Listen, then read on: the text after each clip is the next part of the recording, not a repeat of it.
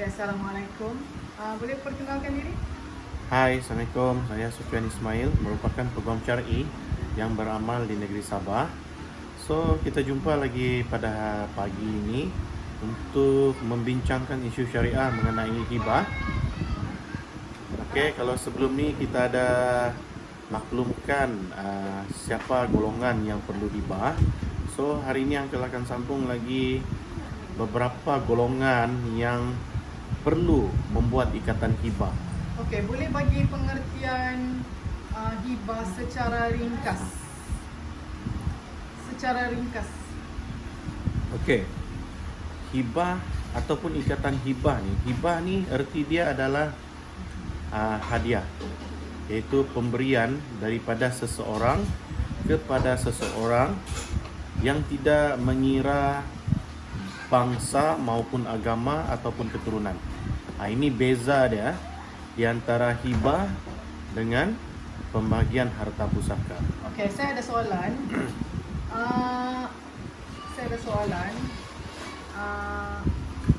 Kakak ni, seorang kakak Kiyah lah nama dia, okey? Okey. Kakak Kiyah ni, dia belum berkahwin. Belum Okey? berkahwin. Belum berkahwin. Dan dia ada anak angkat. Okey. Okey. Dia ada sebiji rumah dan sebidang tanah. Bolehkah dia menghibahkan sebiji rumah dan sebidang tanah tu kepada anak angkatnya? Okey. Hari ini kita dapat persoalan Kak Kiyah mempunyai seorang anak angkat dan mempunyai sebuah rumah dan sebidang tanah, betul? Okey. Seperti mana yang kita tahu, anak angkat merupakan bukan waris apabila Kak Kiyah tu meninggal dunia. Walaupun Kak Kiyah ni seorang ibu angkat, tetapi anak angkatnya tidak berhak di dalam pemberian harta faraid ataupun harta pusaka. Okey, di dalam hukum syarak, sebagai seorang anak angkat, dia tidak berhak untuk menerima apa-apa pun harta pusaka daripada ibu angkat. Jadi ikatan hibah inilah merupakan satu instrumen yang sangat berguna dan sesuai terhadap Kak Kiyah apabila Kak Kiyah ini berhajat untuk memberikan rumah maupun tanah tersebut kepada anak angkat dia. Oh, jadi artinya kalau Soal? Jadi artinya jika dia tidak membuat arahan hibah lah kan, ikatan hibah, arahan tu dan ikatan lebih kurang lah kan. Sekejap. So kalau dia tidak buat hibah, artinya semasa dia meninggal tu anak angkat tu tidak layak untuk mendapat apa-apa. Ya. Apabila Kak Kiyah tidak membuat sebarang ikatan hibah, maka apabila kematian Kak Kiyah ni, orang yang berhak menerima segala harta adalah waris dia. Siapakah waris dia? Waris Kak Kiyah adalah ibu bapa Kak Kiyah dan adik-beradik Kak Kiyah. Mereka itu saja yang berhak menerima harta pusaka tersebut. Walaupun anak angkat ni dijaga daripada sejak lahir, maka dia tidak berhak untuk menerima sesen pun ataupun secebis pun harta pusaka Kak Kiyah. Jadi hibah ini merupakan satu instrumen yang boleh memberi hak kepada anak angkat daripada arahan ataupun ikatan hibah yang telah dilakukan oleh ibu angkat, iaitu Kak Kiyah. Okey, adakah dokumen yang perlu untuk memastikan anak angkat dia ni valid? Okey. Di dalam membuat ikatan hibah, apa yang perlu, kita mestilah cukup rukun untuk memberi hibah ni. Di mana harta yang dihibahkan tu mestilah bebas daripada hutang. Kita ada pemberi, kita ada penerima hibah dan mesti ada sigah, iaitu di mana sewaktu pemberian hibah, si pemberi hibah mesti melafazkan saya dengan tanpa paksaan, dengan rela hati menyerahkan, contohnya menyerahkan rumah ini, menyerahkan tanah ini kepada kamu. Dan penerima hibah tu melafazkan kabul dengan mengatakan saya terima harta ini dan cakaplah terima kasih ke apa. Itu adalah antara sirah yang perlu di dalam hibah tersebut. Okey, maksud saya yang saya mau cuba faham sini, adakah anak angkat ni kan dia perlukan, contoh macam ibu bapa dengan anak tu dia kena ada surat beranak untuk kasih confirm relationship mama dengan anak tu. So kalau mama angkat dengan anak angkat, apakah dokumen yang perlu untuk supaya hibah ni berkuat kuasa? Okey. Di dalam apa dokumen yang diperlukan semasa membuat ikatan hibah adalah IC pihak-pihak. Seandainya yang dihibahkan itu adalah di bawah umur 18 tahun, di mana penerima hibah tu perlu ada pemegang amanah. Contohnya pemegang amanah ni mungkin saudara dibahagi pemberi hibah tu untuk yang diamanahkan untuk menjaga harta anak angkat tersebut. Maksudnya sekurang-kurangnya mesti ada dokumen IC dan dokumen harta tersebut. Contoh harta tu rumah. Apa yang diperlukan semasa membuat ikatan hibah adalah salinan SMP terhadap rumah. Kalau bagi tanah, salinan geran terhadap tanah. Dan dokumen identiti masing-masing, iaitu kad pengenalan maupun sijil lahir. Oh, so artinya anak angkat ni dia tidak perlukan macam surat daripada Jabatan Kebajikan kah? Okey, seperti mana yang kita tahu, apabila dia anak angkat, dia mesti dibintikan dengan lain dan maklumat ibu bapa tu orang lain. Ataupun kita sudah tahu sijil lahir dia tu dia akan tulis anak angkat, bapa angkat, bapa yang telah diangkatkan. So, kebiasaan dalam ikatan hibah tu sebenarnya dalam pemberian hibah ni kita tidak mengira status agama maupun bangsa. Contohlah yang sekarang ni kita cerita pasal anak angkat, ibu angkat. Seandainya si Kak Kia ni cuba untuk bagikan dia punya harta, contoh ada dia punya kawan, rapat pun boleh. Maksudnya dokumen yang diperlukan di dalam membuat ikatan hibah ni adalah identiti si pemberi dan si penerima dan harta punya dokumen. Contoh kalau rumah, SMP lah salinan. Kalau tanah, geran lah. Kalau kereta pun, kad kereta lah. Salinan kad kereta. Oh, so tiada isu lah. Ya. Satu lagi di dalam ikatan hibah ni kita perlu ada saksi. 2 orang saksi lelaki yang mendengar dengan jelas sigah ijab dan kabul semasa pemberian tersebut. So selalunya siapa yang so nanti macam firma tuan lah yang akan buat, betul? Betul. Kebiasaannya yang buat ni memang agensi tertentu. Kalau di Sabah ni kebanyakannya firma guaman lah. Okey, dalam firma guaman syariah yang akan buat hibah disebabkan ikatan hibah ni merupakan satu instrumen untuk orang Islam lah.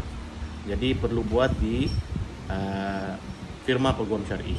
Jadi tuan, kalau contohlah macam Kak Kia ni dia berminat untuk membuat ikatan hibah, siapa yang saksi-saksi tu, adakah perlu dari golongan kami? Okey, sebenarnya yang sebaik-baiknya saksi itu daripada keluarga pemberi maupun keluarga penerima. Sebab kita tidak mau ada elemen surprise di dalam ikatan hibah tersebut. Sebab apa?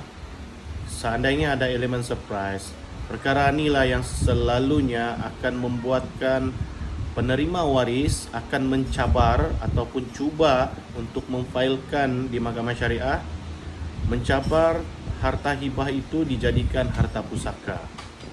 Jadi siapakah orang yang kami boleh pilih sebagai saksi? Sebab tahulah kan macam contoh dalam family kan, secara jujur saya cakap, ada yang favorite, ada yang tidak favorite, betul? Betul. Ada yang mungkin tidak suka, ada yang suka kan. Macam anak angkat ni dia agak sensitif. Jadi macam mana, apakah saranan daripada pihak firma tuan sendirilah jika benda ni terjadi? Macam siapakah saksi yang perlu kami pilih? Okey, kebiasaannya contoh macam Kak Kia. Kak Kia ni mesti ada adik-beradik yang lain.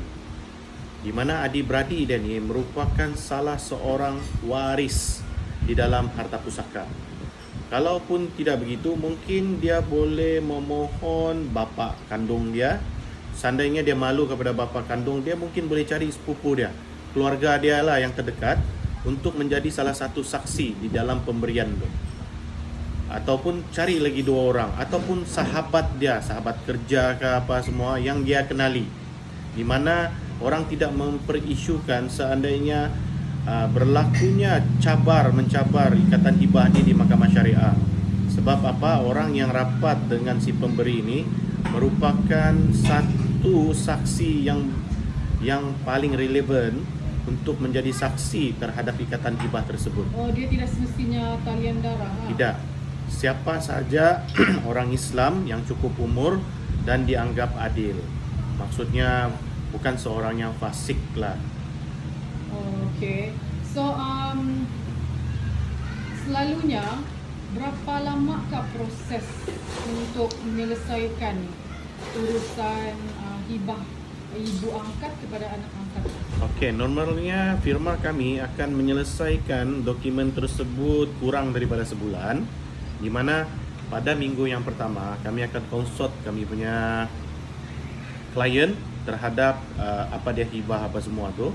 Dalam seminggu tu kami akan draft mereka punya ikatan hibah. Apabila pihak klien setuju dengan ikatan hibah tu, pada minggu yang kedua kami akan setting satu hari untuk semua penerima hibah, pemberi hibah dan saksi untuk hadir ke firma kami bagi memeteraikan perjanjian ikatan hibah tersebut. Dan pada minggu yang sama kami akan mengendoskan 2 ikatan hibah ni di pihak yang berkuasa. Dan pada minggu yang sama juga kami akan menyerahkan dokumen dan salinan ikatan hibah tu kepada semua yang terlibat, iaitu pemberi, penerima kalau sudah umur 18 tahun dan saksi-saksi bagi salinan mereka. So maksudnya dalam masa 2 minggu ikatan hibah ni boleh sudah diselesaikan. Okay, so yang saya faham, jadi setiap daripada orang yang memberi, menerima dan saksi akan mendapat satu salinan. Benar, satu salinan. Okay, jadi kan salinan ni dia penting sangatlah, betul, untuk disimpan. Betul, tapi pihak firma Guaman juga akan menyimpan satu salinan original bagi berjaga-jaga seandainya ada berlaku hilang ke bagi pihak anak Guam lah. Ya, sebab mungkin kan macam in the future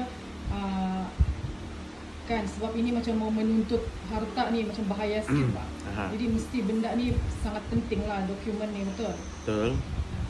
Okay, saya rasa saya sudah faham dalam bab ni. Boleh bagi 3 minit, Okay. 3 sampai ke 5 minit kepentingnya memberi hibah kepada anak angkat daripada ibu angkat secara kes tadi. Okey. Uncle boleh ceritakan macam ini. Keperluan untuk membuat ikatan hibah daripada ibu angkat kepada anak angkat. Uncle tidak mengatakan hukum tu wajib. Tapi bagi Uncle, keperluan dia tu sangat mendesak. Kalau kamu sayang anak angkat tu seperti anak kandung kamu sendiri, dan kamu memang berhajat segala harta tu untuk kamu bekalkan terhadap anak angkat kamu tu, ikatan hibah merupakan satu perkara yang mesti kamu buat jika kamu berhajat untuk memberikan kepada anak angkat kamu. Kenapa? Kalau kamu tidak buat ikatan hibah, maka anak angkat kamu tu tidak akan dapat apa-apa pun harta daripada kamu apabila kamu meninggal dunia. Kamu bayangkan, kamu sudah piara anak angkat ni daripada lahir, dan kamu pun sudah prepare segala rumah, mungkin cash sedikit untuk anak ni punya masa hadapan untuk belajar, mungkin ada tanah untuk sebagai garanti terhadap anak angkat itu apabila dia meningkat dewasa. Tapi kamu tidak buat ikatan hibah, maka hajat kamu tu tidak akan tercapai, di mana harta itu bila kamu mati, dia akan menjadi harta pusaka kepada ahli waris kamu. Siapakah ahli waris kamu? Yaitu ibu bapa kamu dan adik-beradik kamu. Jadi anak angkat ini, bayangkanlah kalau kamu meninggal dalam masa umur dia 10 tahun, yang masih memerlukan pelindung, yang masih memerlukan penjaga untuk anak angkat tersebut. maka akan punahlah harapan anak angkat itu untuk menjalankan kehidupan dengan sempurna.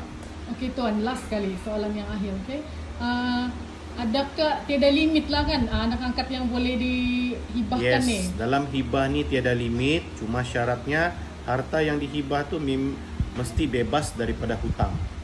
Okey, so itu saja berkenaan dengan hibah anak angkat daripada ibu angkat. Okey, betapa pentingnya hibah ibu angkat kepada anak angkat. So nanti kita akan buat sharing lagi tentang hibah yang lain. Assalamualaikum. Waalaikumsalam. Okey, jumpa lagi.